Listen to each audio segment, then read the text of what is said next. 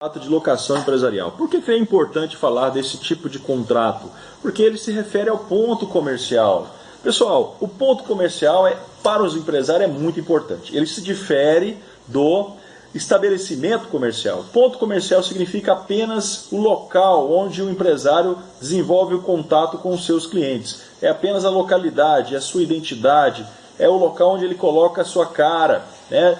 A exposição dos terceiros, dos clientes, dos consumidores. O estabelecimento comercial é o conjunto de bens materiais e imateriais que perfazem ali o desenvolvimento de uma atividade empresária. Então, estabelecimento é muito mais amplo do que ponto comercial. Ponto é só o local onde ele desenvolve essas atividades.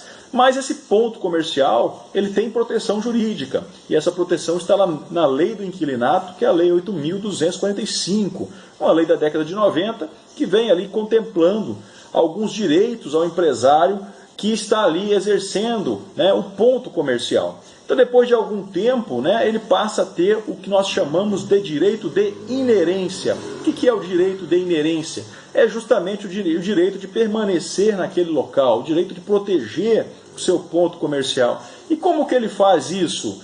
Uma ação chamada ação renovatória, que deve ser proposta no prazo de 1 ano a 6 meses antes do término do contrato, certo? Um prazo decadencial. Atenção, operadores do direito, os senhores que serão advogados, senhoras que serão advogadas no ramo empresarial, devem ficar muito atentos em relação a esse prazo. 1 ano a 6 meses antes do contrato terminar, tá? Portanto, nós estamos já percebendo que é importante você buscar a negociação muito antes do término do contrato, porque depois desses prazos não adianta chorar, vai perder o ponto comercial, que é um valor agregado importante. Pensem num cidadão que estava exercendo há tantos e tantos anos o seu comércio na Governador Valadares de Unai. E ali, de repente, teve que mudar para um bairro distante, um local mais longe, onde tem poucas pessoas, o volume de pessoas é menor, e ali ele tem poucos contatos com os clientes. O prejuízo é enorme. O transtorno da mudança já é algo, né, sofrível, complicado. Imagine só quando a pessoa muda, a empresa muda para outra localidade. Tá? Então, por isso que o ponto ele tem uma importância muito grande. E quais são os requisitos básicos para eu exercer meu direito de permanecer naquele ponto? São 4. O primeiro deles, um contrato escrito. Então, nada de contrato verbal, né? Contrato de boca, no fio de bigode, nada disso. Nesse ponto, eu preciso ter um cuidado. Em relação a ponto comercial, eu preciso ter um cuidado enquanto empresário. Nós, como advogados, operadores do direito, temos que ter um cuidado especial com essa parte, porque ela é vital para o nosso empresário. Contrato escrito com prazo determinado. Vejam que se eu fixo um contrato com prazo indeterminado, ele não vai gerar direito à renovação, né, do contrato, tá? Porque as partes já fixaram que, né, a qualquer momento poderia sim terminar essa relação contratual. Então é preciso ter um contrato que tenha prazo determinado. O terceiro requisito, um requisito material, esse empresário tem que ter desenvolvido o mesmo ramo de atividade durante pelo menos 3 anos. Por exemplo, é uma papelaria, né, que exerce há mais de 3 anos, é uma pastelaria, um restaurante, né, enfim, você tem que, pelo menos durante 3 anos, atuar mediante uma mesma atividade, o mesmo ramo do comércio. Tá?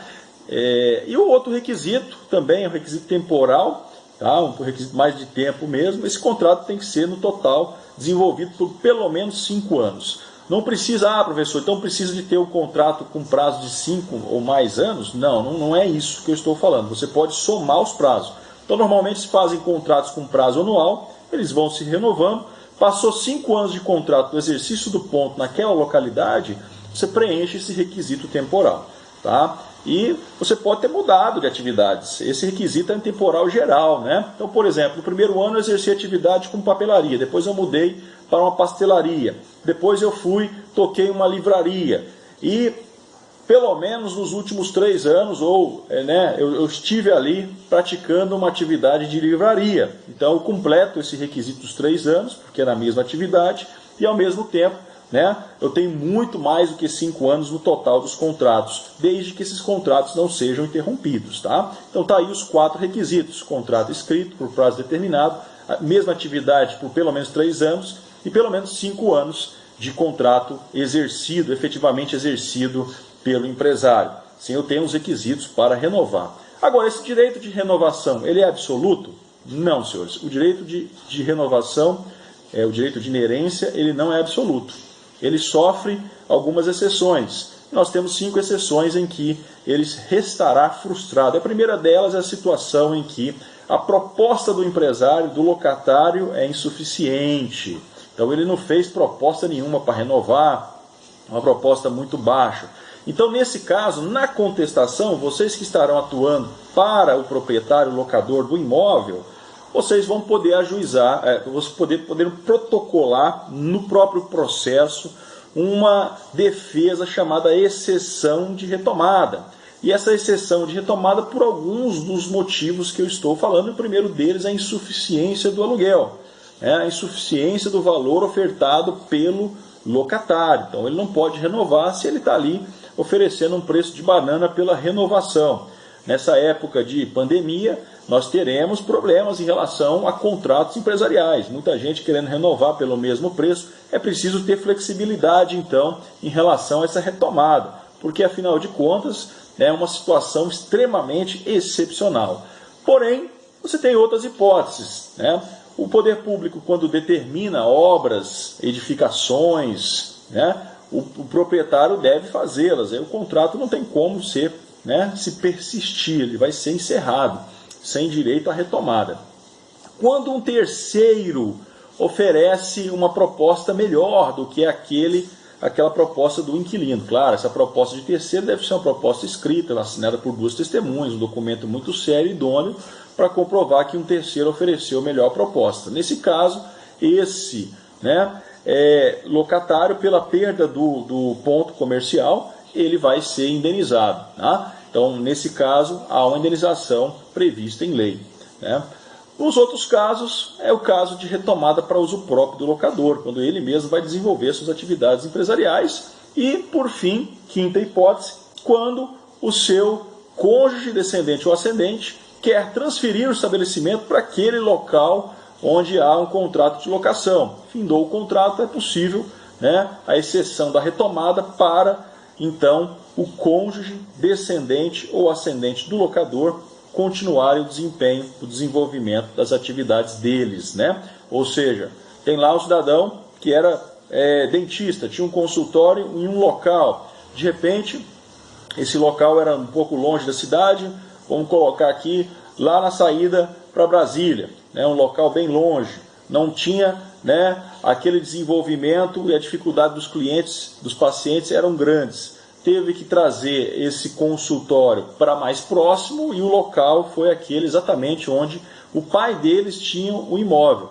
Se encerrando o contrato, é lícito então essa retomada por esse descendente, ascendente ou cônjuge. Tá? Então essas hipóteses são previstas em lei, desde que também esse cônjuge, descendente ou ascendente, já tenha desenvolvido por pelo menos um ano essas atividades dele para dar uma seriedade nessa retomada. Tá? Então são as 5 hipóteses em que realmente nós teremos aí um encerramento do contrato, o direito de renovar ele é mitigado, ele é relativizado nessas hipóteses. Tanto é verdade que a gente vê por aí comumente as pessoas dizendo, por que você mudou, o proprietário pediu ponto. Então esse pedir ponto é uma situação muito comum que a gente vê por aí e é justamente respaldada por lei. Agora, essas hipóteses de retomada pelo poder público, quando determina, situações de uso próprio, retomada para uso próprio, retomada para uso de cônjuge, descendente ou ascendente, devem ser comprovadas em até 3 meses, porque senão o locador vai ter que indenizar por uma indenização global de perdas e danos, lucros cessantes, o próprio locatário que teve que sair e perder o seu ponto. Tá? Então tem que ter atenção em relação a isso. Não basta alegar, vou usar para a própria atividade. E a lei proíbe que se encampe da mesma atividade que era exercida pelo locatário. Isso é muito criticado pelo professor Fábio Ulloa Coelho, porque ele entende que isso ataca, açoita ali, viola princípios ali da autonomia, princípios da iniciativa privada, do cidadão poder tocar o seu empreendimento. Para o professor Fábio Ulloa, isso deveria ser convertido em indenização, nunca proibia a pessoa de exercer a mesma atividade do ponto comercial anteriormente locado. O fato é que, se a locação for daqueles tipos de locação gerencial, o que é locação gerencial? Vamos colocar o exemplo, eu sou dono de um posto de gasolina durante 20 anos. Cansei, quero me aposentar, o que eu faço? Eu não quero também vender o posto, porque quem sabe amanhã ou depois algum filho, alguém da minha família vai querer tocar aquele empreendimento. Mas eu posso arrendar, alugar esse posto. Eu alugo o posto para um terceiro. O fulano X quer locar o posto. Pois bem, feita a locação, tá? Por um prazo de 2 anos, eu alugo. Claro que eu vou poder, depois do término do contrato, continuar as atividades, né? É a mesma atividade de posto de combustível, logo porque aquela locação anterior foi uma locação gerencial. Eu já tinha o ponto comercial, o ponto era meu, eu loquei o meu ponto comercial. Então veja a diferença. Agora, locações não gerenciais, elas só podem ser, então, em regra, não podem ser, né, haver a mesma exploração por parte do locador. Bom, era isso que eu tinha a dizer para os senhores sobre locação empresarial, o último contrato que nós ali trabalhamos, tá? E bons estudos a todos.